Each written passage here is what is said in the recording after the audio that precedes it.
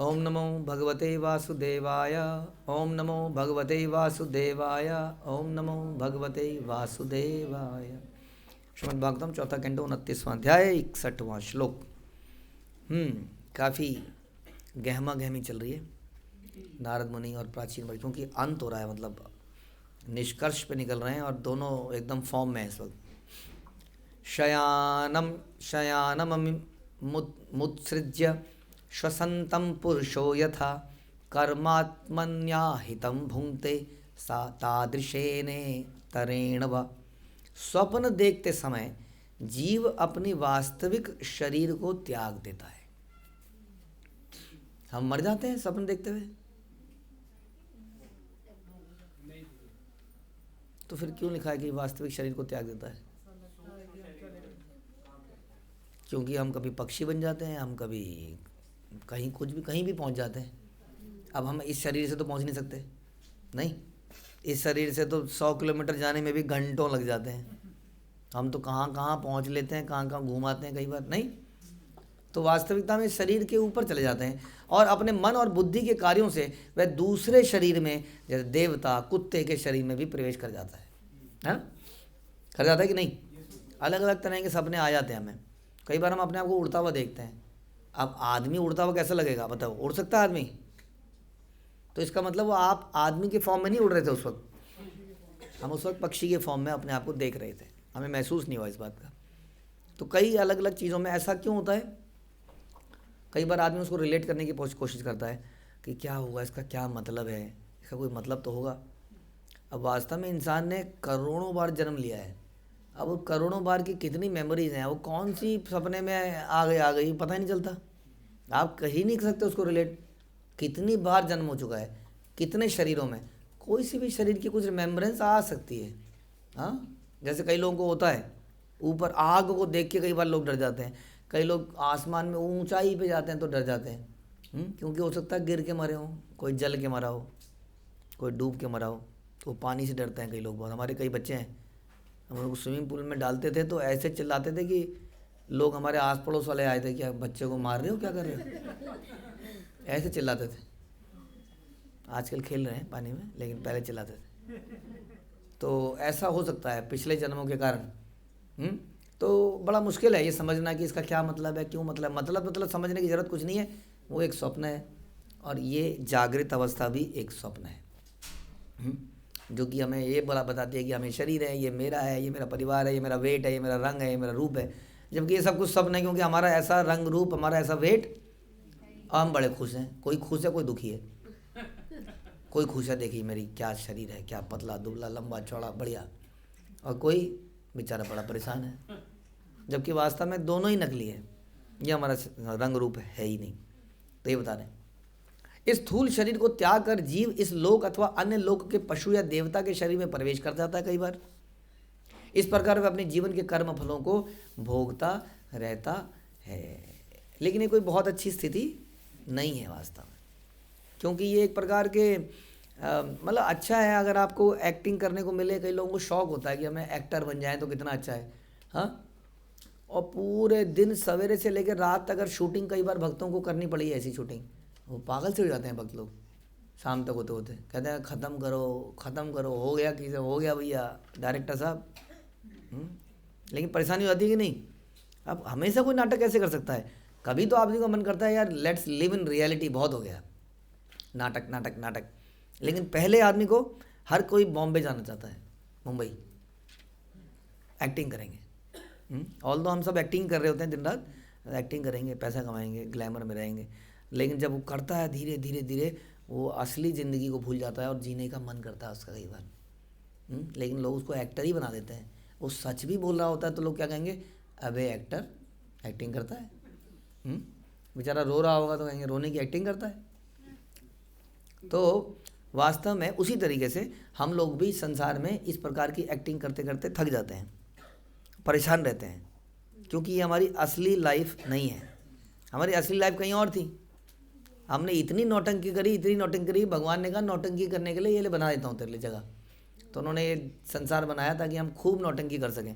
तब से लेके आज तक हम अलग अलग नाटक करे जा रहे हैं, इतना बढ़िया कर रहे हैं कि उसके लिए हुलिया बदलते हैं, ड्रेस लेके आते हैं, शरीर योनि, अलग अलग योनियों में अलग अलग तरह की हम आवाज़ें बदलते हैं, रंग रूप बदल लेते हैं, हाँ सब कुछ बदल लेते हैं, घर बार सब। एक्टिंग किसी को लग ही नहीं सकता कि नकली है। लगता है? आपको लगता है कि आपके घर में आसपास हम लोग ये एक्टिंग कर रहा है? कुछ और एक्टिंग लग सकता है, लेकिन वो एज ए पर्सन जो उसका नाम है, कभी भी वो अपना नाम गलत बोलता है? रट जाता है उसको। एक्टर कई बार गलत कर सकता है ना, भूल गया, अपना नाम ही भूल गया हो। कितनी बड़ी एक्टिंग चल रही है, जन्म आफ्टर जन्म एक्टिंग करते करते।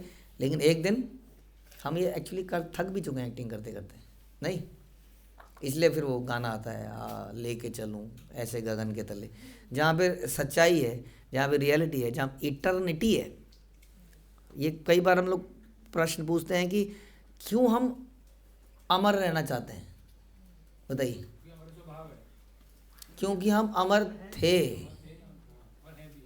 हैं, बट अब ऐसी स्थिति में है कि मर रहे हैं, क्योंकि हमने उसको देखा हुआ है, टेस्ट किया हुआ है, राइट? जैसे कि फॉर एग्जांपल कोई माना यूके का व्यक्ति आया यहाँ इंडिया, जो इंडिया, उसने कभी इंडियन डिशेज नहीं खाई। अब आपने उसको उसके प्लेट में रख दिया काला गुलाब जामुन, बिल्कुल काला गुलाब जामुन।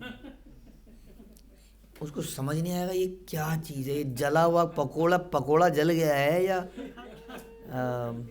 उनके यहाँ इसकी सिमिलर चीज़ क्या होती होगी? मंचूरियन खाया होगा उन्होंने शायद, पता नहीं। तो मंचूरियन उनको लगेगा कि जला हुआ मंचूरियन यहाँ रखा हुआ है, और नमकीन सोच के मुंह में डालेगा। उसको देख के उसके मुंह में आएगा वो सब जो आपके मुंह में आएगा। तो आपके मुंह में क्यों आएगा पानी?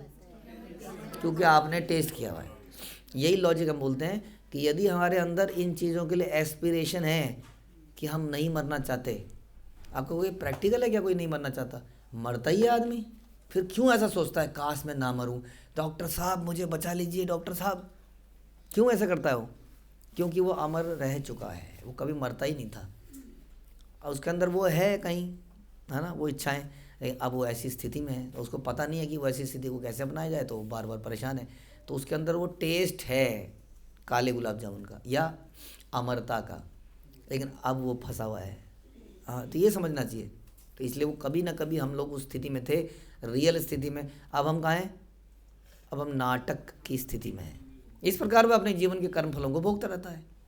यद्यपि मन, बुद्धि और अहंकार सुख तथा दुख के मूल कारण है, तो भी भोगने के लिए स्वरूप स्थूल शरीर की आवश्यकता तो पड़ती है, नहीं? मन बुद्धि तो है, मन से भी खा सकते हैं आप। जैसे सपने में कई बार अच्छी सी फीलिंग आती है, उठते हैं तो अरे क्या मज़ा आ रहा था, आइसक्रीम खा रहा था, बड़े दिनों से खाई नहीं है, लोग खाने नहीं देते हैं। आइसक्रीम खा रहा था, डूबा हुआ था आइसक्रीम के उसमें, है? सच में आपको टेस्ट आ रहा होता है। वो मन बुद्धि अहंकार ही करते हैं ये सारा काम। लेकिन प्रभु जी मन से तो नहीं चलेगा। जैसे कई बार लोग बोलते हैं ना कि मन से मन का फेर ले, समथिंग समथिंग। तो हम ये कहते हैं कई बार कि प्रभु जी तो मन से ही राजमा खा लो, मन से ही चावल खा लो, आज हमने खाना नहीं बनाया है, अब मन से ही खा लो, क्योंकि माला भी मन से ही फेरनी है आपको। तो चाहिए होता है ना हमें कुछ, रियलिटी में भी चाहिए मन। चलो ठीक है जी, दे भी दो जी, नहीं तो कह रहे हैं कि स्थूल शरीर की आवश्यकता पड़ती है। इसलिए भूत बुंदलाया सा रहता है।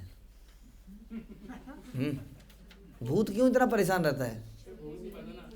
देखता है सबको खाता हुआ पीता हुआ। अब मन है उसके पास, भूत के पास या नहीं? भूत के पास मन है, लेकिन ये जीव नहीं है। अब क्या करे हो, क्या करे ऐसे में? ऐसे में वो आपकी जीभ के थ्रू खाता है और आपके अंदर घुस जाता है। इसलिए परेशान रहता है। इसलिए कह रहे हैं स्थूल शरीर की जरूरत पड़ती है। स्थूल शरीर भले ही बदलता रहे, किंतु सूक्ष्म शरीर सक्रिय रहता है। जब तक जीव को अन्य स्थूल शरीर प्राप्त नहीं हो जाता, वह सूक्ष्म शरीर या भूत प्रेत के शरीर में रहता है। स्थूल शरीर के बिना ही जब सूक्ष्म शरीर कार्य करता है तो उसको भूत माना जाता है। जैसा कि स्थूल शरीर बिस्तर पर लेटकर आराम कर सकता है, और स्थूल शरीर रूपी यंत्र के कार्य करते रहने पर भी जीव इस शरीर को छोड़ के स्वप्न में चला जाता है और छोड़ के वापस भी आ जाता है। जब वह शरीर में लौट आता है तो स्वप्न को भूल जाता है।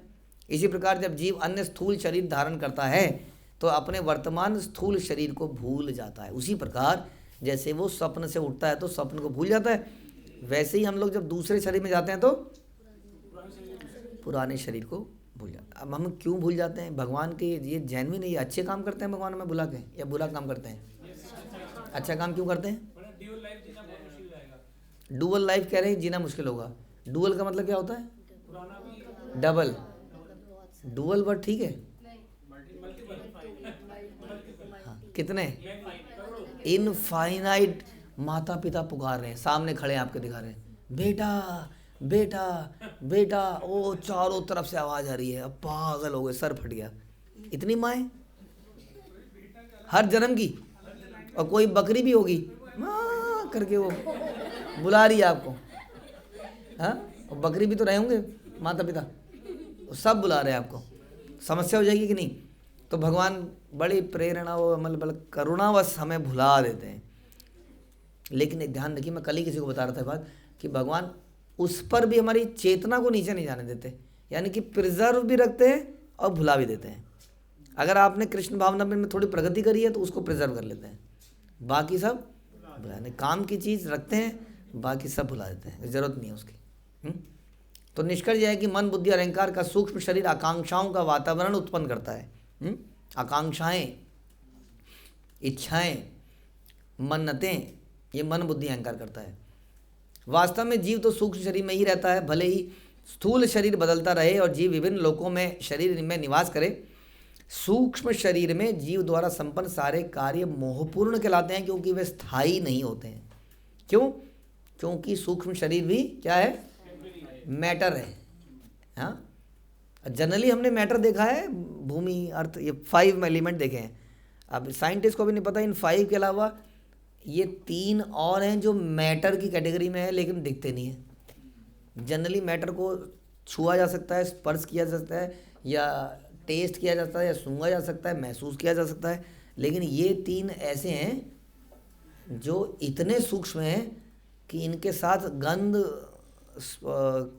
आकृति, टेस्ट, ये कुछ नहीं है, कुछ और ही सिम्टम है इनके, बिल्कुल डिफरेंट है। इच्छाएं हैं, हाँ, तो मन है, और कुछ सही गलत का फैसला है तो बुद्धि है, और मैं कौन हूँ, हाँ, ये अहंकार है। तो ये बड़े सटल, इतने सूक्ष्म है। तो जीव इसी के साथ रहता है वास्तव में, कह रहे हैं, और ये स्थायी रहते हैं टू सम एक्सटेंट। परमानेंटली स्थायी ये भी नहीं रहते हैं, क्योंकि ये क्या है? मैटर है, और मैटर हमेशा, मैटर का नेचर है कि वो इटर्नल नहीं है, वो डेटीरियोरेट होता ही होता है। मोक्ष का अर्थ है कि सूक्ष्म देह के चंगुल से बाहर निकल जाना, यह है वास्तविक मोक्ष। सूक्ष्म शरीर के चंगुल से, जैसे कोई भूत छुड़ाता है, हम लोग भूत छुड़वाने जाते हैं ना, झाड़ा फूसा कहीं कुछ जाते हैं तो भूत छूट जाता है तो कहते हैं मुक्ति मिली। लेकिन अभी भी हमें एक भूत ने पकड़ रखा है, वो दूसरा भूत कई बार चढ़ जाता है। ये दूसरा भूत कौन है? सूक्ष्म शरीर को हम भूत कह रहे हैं इस वक्त, ठीक है जी। तो ये सूक्ष्म शरीर हमारे अंदर ऑलरेडी हमें इसने पकड़ा हुआ है। कई बार दूसरा सूक्ष्म शरीर अंदर घुस जाता है, वो निकलता है तो हमें राहत मिलती है। लेकिन जब ये अंदर वाला भूत जो सूक्ष्म शरीर है, जब इसके चुंगल से हम निकलेंगे तो उसको क्या कहेंगे? मोक्ष। जबकि स्थूल शरीर में मोक्ष का अर्थ है, हाँ, स्थूल शरीर से मोक्ष मतलब एक शरीर से दूसरे शरीर में जाना, ये वास्तविक मोक्ष नहीं है। जब मन को कृष्ण चेतना की शिक्षा मिलती है तो मनुष्य या तो स्वर्गलोक या वैकुंठ लोक को जाता है। अतः मनुष्य को शिष्य परंपरा द्वारा भगवान से प्राप्त वैदिक आदेशों के प्राप्त ज्ञान के अनुशीलन में अपनी चेतना को बदलना होता है। तो उसको वैदिक ज्ञान प्राप्त करके वास्तव में ऊपर के लोकों में जाए, नहीं तो अल्टीमेटली भगवान के लोक में जाए। यदि हम इस जीवन में सूक्ष्म शरीर को कृष्ण विषयक चिंतन का प्रशिक्षण देते हैं तो इस स्थूल शरीर को छोड़ने पर हम कृष्ण लोक को चले जाएंगे। जैसे भगवान कहते हैं, जन्म कर्म च मे दिव्यम, जो मेरे इन लीलाओं को, मेरे कार्यों को समझ जाएगा वो दोबारा जन्म संसार में नहीं लेगा और सूक्ष्म शरीर से छूट जाएगा और मेरे पास आ जाएगा। मामेति सो अर्जुना, मुझे प्राप्त करेगा। इस संसर्ग में, प्रसंग में आदर्श उदाहरण है अम्बरीश महाराज का, जिन्होंने क्या किया? सवै मना कृष्ण पदार विंदे हो। तो इस प्रकार हमें अर्च विग्रह रूप में उपस्थित कृष्ण के चरण कमलों में अपने मन को स्थिर करना चाहिए। समझ में आया कि मुख्य कार्य क्या है? एक तो आपकी ग्रॉस बॉडी भी स्वच्छ रहनी चाहिए। ग्रॉस बॉडी को स्वच्छ करना ज़्यादा मुश्किल काम नहीं है। आँखों को धो लो, नाक साफ कर लो, कान साफ कर लो, मुंह साफ कर लो इत्यादि। इजी है, लेकिन मन बुद्धि अहंकार को साफ करना मुश्किल काम है। असली काम यही है। अक्सर लोग नहा लेंगे, व्रत रख लेंगे, 4 बार नहा लेंगे, कुछ कर लेंगे, इस तरह से गेट्स ऑफ बॉडी जो है हमारे द्वारों को शुद्ध कर देंगे, विच इज़ गुड, क्योंकि उससे हम सतोगुण में आ जाते हैं। लेकिन उसके ज़्यादा इम्पोर्टेंट क्या है? मन बुद्धि अहंकार को साफ करना। उसके लिए क्या करना है? उसके लिए बता रहे हैं कि अपने मन को भगवान के चरणों पे लगाना चाहिए, अपनी वाणी को भगवान के गुणगान पे लगाना चाहिए। तब वो क्या होगा? इंटरनल शुद्धि होगी। अपने कानों को उनकी लीलाओं को सुनने के लिए लगाना चाहिए। इस प्रकार अपने पैरों को क्या करें? पैरों से यात्राएं करें, सेवा करें। हाथों को तो इस प्रकार जब हम करेंगे तब मृत्यु के समय मन बुद्धि और अहंकार दूषित नहीं होंगे। जीव के साथ मन बुद्धि और अहंकार भी उपस्थित हैं। और इस प्रकार जब मन बुद्धि अहंकार शुद्ध हो जाते हैं तब क्या हो जाता है? तब हम वास्तव में जो हम कल बता रहे थे आपको मैच, हाँ वो खुल जाएगा, रास्ता यहाँ पे खुल जाएगा। तो इसके लिए हमें क्या करना है? प्रभुपाद बता रहे हैं, मन मना भव मद भक्तो मध्याजी माम नमस्करो। सदैव मेरा चिंतन करो, मेरे भक्त बनो।